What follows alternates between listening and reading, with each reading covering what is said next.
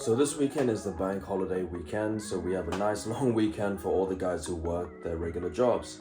I don't usually have that luxury, but today I've only got one client, so I've decided that I'm gonna hang out with one of my good friends, Tom, today. We're gonna go to the gym, we're gonna go get some food, and we're just gonna hang out in the city and just see what we can get up to.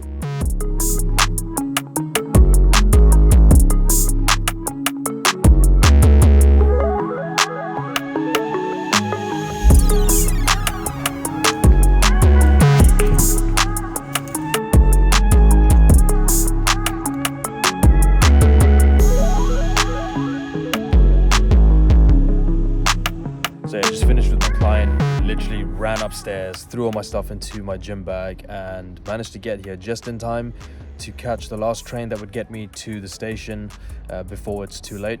I think I'm gonna get there with about 15 minutes to spare. So Tom is on his way and yeah, just gonna get this train and we'll see you guys at the gym.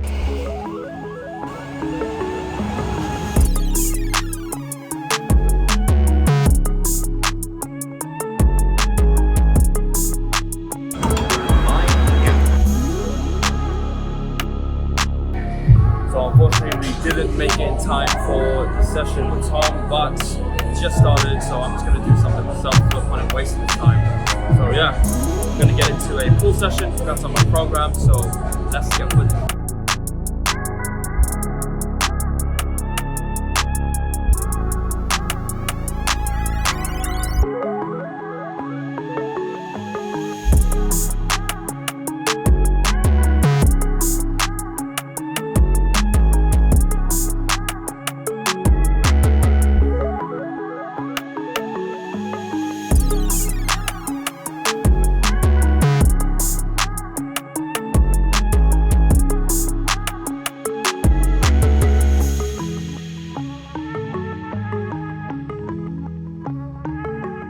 So that was the gym session done. Now Tom and I, we're going to be heading over to Nando's because that's the only way to have a proper post-workout meal, right Tom?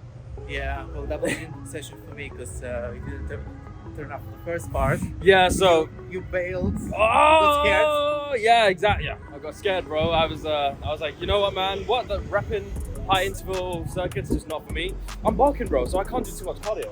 Yeah, that's the thing, though. Too easy for you. Too easy. But basically, the trains let us down, bro. The trains let me down. They were a little bit late. I managed to get there just as the warm-up was ending. You guys were starting like the first set, if I'm not mistaken. But the PT said, nope, not good enough. So basically, she shut me out, and that was it. So yeah, I just did my own gym session. Then I linked up with Tom afterwards. We finished off the rest of my gym session together. So this guy's an absolute trooper. Now we're gonna go to Nando's and yeah, get some good food in us.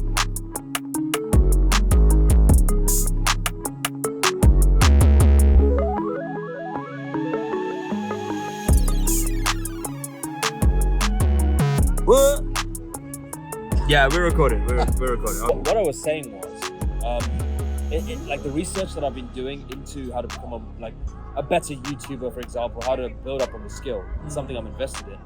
A lot of the successful YouTubers said that once they stopped like attaching their sort of self-worth and putting so much emphasis on it has to be perfect, they let go of the perfectionism and they just let it fly a little bit. That's when they started to see the success coming in. Yeah. And I think that's labeled, that's directly linked to the authenticity that the audience will see. Because if you're like sat like this, like, you know, almost like in the military where we're sort of drilled to sit upright and look like a statue and act like a robot and show no expression whatsoever, and there's like no margin for error, people can't relate to that because that's why the perfectionism is flawed, because if you're too perfect, people can't relate because no one is perfect. Yeah. And if they see perfection, it just looks fake. So if the easiest way to connect with someone is if you show your vulnerability, if you show that you've started, because that's something that everybody does, everybody experiences at some point. And the easiest way to make friends, to basically connect to someone, is if you show your vulnerability, you connect over life adversities, and it's just naturally we're empathic people. It's just we're connected on such a deep level and such a natural level. Yeah. So basically the main point is vulnerability. It's sometimes there's a purpose to it. It makes us open up and connect to people. 100%. Like a lot of the guys in my audience, they don't really know how to hit that reset button. Rather, they hit like a self-destruct button, or they get to a point where they burn out because they're trying to reach, like, again, perfectionism because of what social media tells them. Because also, there's so many people in the like creative space who have an opinion, and once they get a following, their word starts to be taken as gospel. But how do you sort of like detach completely from, say, your work? Because you're a doctor. So basically, so first, I just need to understand it. I need to have time for self-care. So if I'm not good to myself, I'm not good to anyone. I can't help my patients, I can't help my family, I can't help people around me. So that's the main thing. Sometimes you need to make yourself a priority, which is a difficult thing. And for some people, feels like a betrayal. Yeah. And it could be something really small, like maybe just giving like an hour in the day for yourself, like treating yourself with something basic, or just having like more sleep. So I would try to keep it simple. One thing, just it's okay to prioritize yourself sometimes. That's just one. I want to boil it down to one big advice, basically. Yeah. And one other thing is also, when you say you're creating like a self-care day, or like a period of time where you're just focusing on yourself, would you advocate the use of still being attached to like our mobiles, our devices? Yeah. So it's a great tool. I mean, we can't ignore the advances basically of the technology and everything. It's we're smarter because of technology we carry with us nowadays. So we have to adapt living with it. So we have to basically remember that we are in control. So we're not controlled by the devices. We're in control. We've got a choice. Every time when we check social media, every time when we write something, every time when we engage with something on the phone, we've got a choice whether to do it or not. So, for example, if it means that the phone is a distraction, and it's a distraction for what we need to do, you've got a choice whether you can basically waste your time with your phone, or you're going to do what you need to do. So you've got a choice. So it's a great tool, but you just need to make sure that it doesn't control you. You've got ultimate control. Yeah, 100%. And I think that's one way. I think that's the only way really to deal with this new epidemic that I'm noticing, and especially a lot of young people, where they're chronically online. They're always like scrolling on either TikTok, Instagram, or even on YouTube. So even like when this video goes out, people will be watching this, but that might not necessarily be the first video that they're watching. They're like constantly hopping from video to video. Yeah. And like for me personally, I know that I get almost like brain fog. Yeah. When I'm just like, essentially doom scrolling. And so it's a brain candy because it just hits our dopamine reward system. So it's a really fancy word for how the brain works. So we're basically watching something, it's entertaining, but then it becomes less entertaining very quickly. So we need to find something new that basically it's rewarding, entertaining again. So we just go to the next video and then the next video. So it's almost like a drug. So you need more and more of it each time. So then you just need to break the cycle. You just need to know that you're in control, and the phone is under control of you. So you're in control. So going to practical advice. So when you wake up in the morning, naturally a lot of people they get their phone and they check what time is it and turn off the alarm, and then they just really it's really easy to basically just go into social media, waste your time with like videos, with doing things that are not good, or roll back into bed. Yes. After you hit snooze, and then sleep through more, like burn some more daylight, and then wake up and feel bad about it. Exactly. So then what I do now, it's I've got a morning routine, and I think everybody needs to have some structure in the day. That's a hallmark of wellness, basically, having some structure in the day. Whatever it is, you need to find what works for you, and it's really important in the morning what you feed your mind. So what I do in the morning is basically I wake up. I do my mindfulness journal, which is really just like a few lines, nothing too major.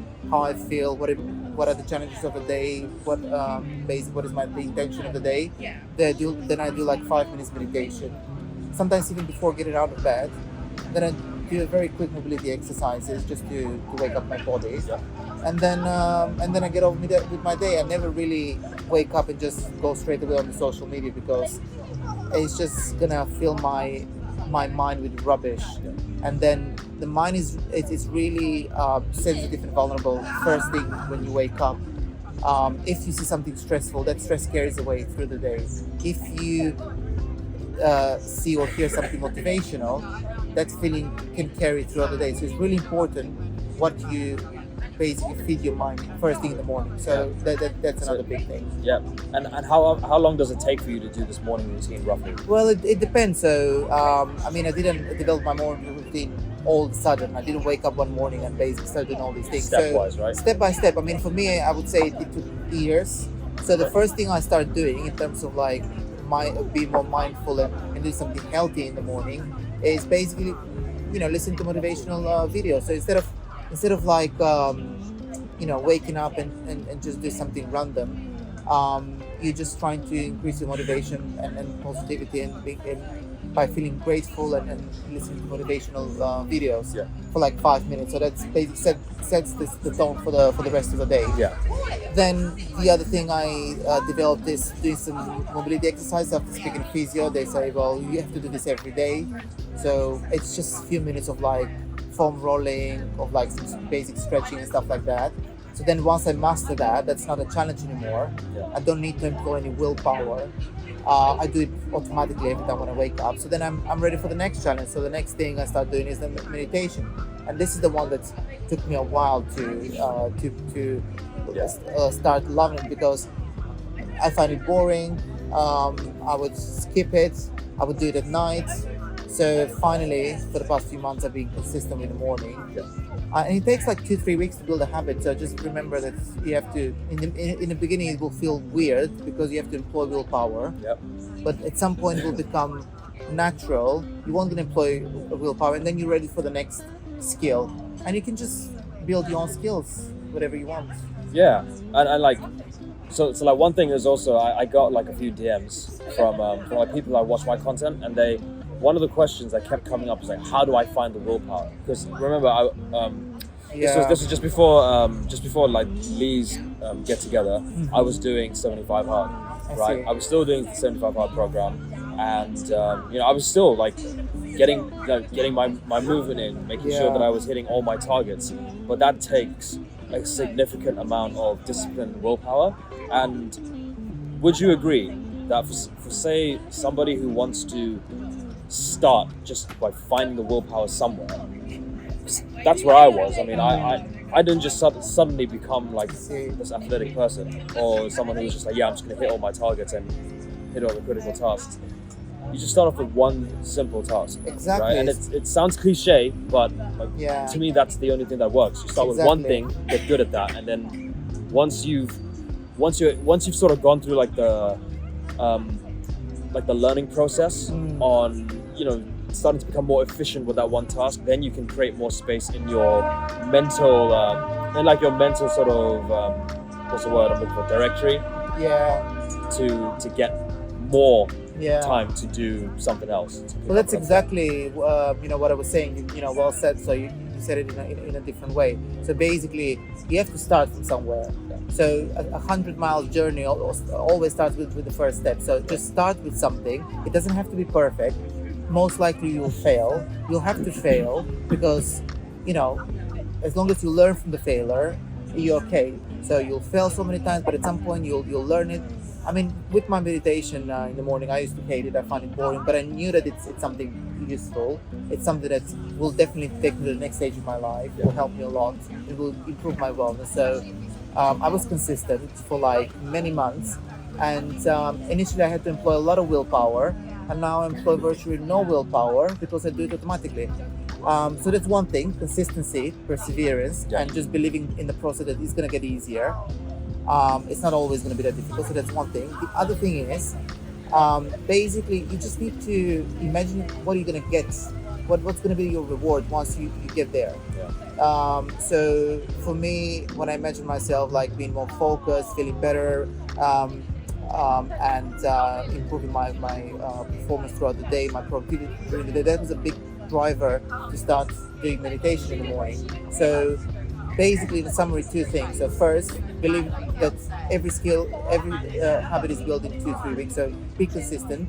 It's gonna get easier. And second, just imagine what are you gonna get once you achieve that task. You know what's gonna be your reward. So once you get Having a good why, right? yeah, exactly, you know what's gonna be your reward. That's gonna automatically make you more motivated, basically. Okay. And the last thing I want to just cover on is a lot of the young guys talk about they know what they want, or like what sort of like vision they have for their lives, but then they don't have the right, say, people or the right ecosystem Yeah. that sort of supports them to do that.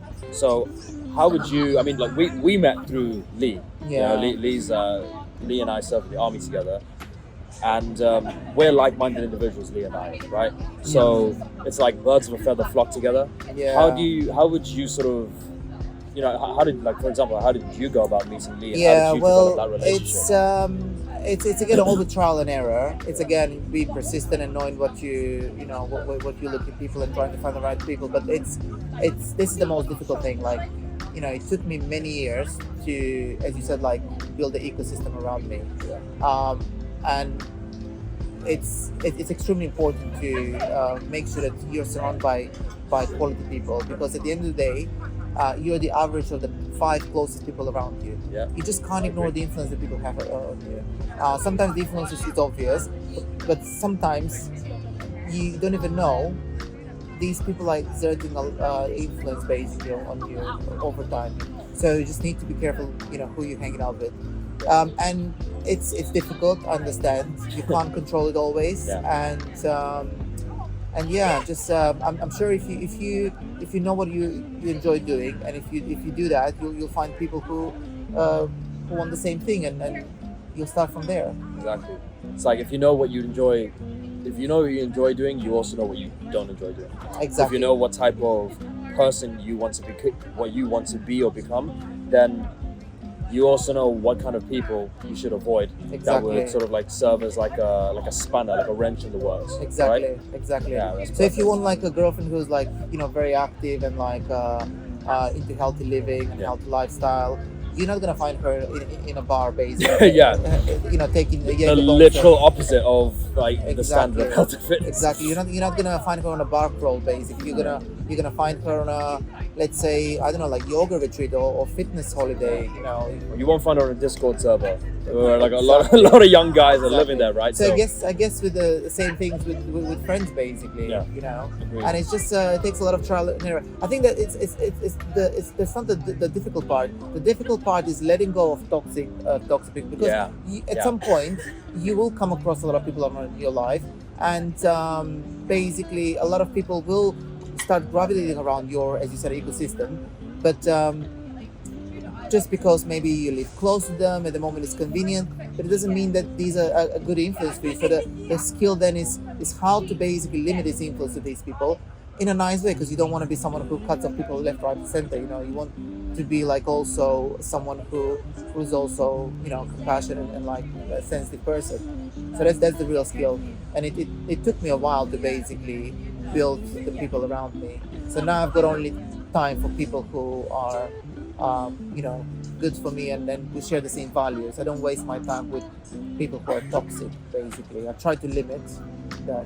Yeah, so that's it. Just work on one thing at a time, cut out the distractions, cut out the toxic people, and that creates so much space to just grow. Definitely. And it's important to know that these things, they, you know, you don't wake up one day with these things. You just, there's this very slow progress. But as I said earlier, it's like the metaphor of the elephant. Like, so the elephant, yes, it walks slowly, it never rushes, but it never stops. Basically, it goes through like, you know, big jungles and like vast empty spaces, you know, to rain and everything. And it just never stops to go. So it's the same thing in life. So you just need to walk slowly, be patient. At some point, you will get your, where you want to be. It just takes time sometimes. Progress, not perfection, right? Yeah, definitely. Tom, man, thank you so much for this bit, man. You're welcome. I appreciate it, man. Thank you. Alright, so basically just say goodbye to Tom. He's going back home. It's time for me to head back home now as well. It was really good to be able to meet with him and sit down with him and actually go through a very important discussion with him. I think it's something that a lot of guys could gain some use from. So yeah, I think we're going to wrap it up here. Guys, if you like that video, please be sure to comment, like, subscribe. Let me know what you guys like to see in future videos, and I'll see you in the next one. Peace.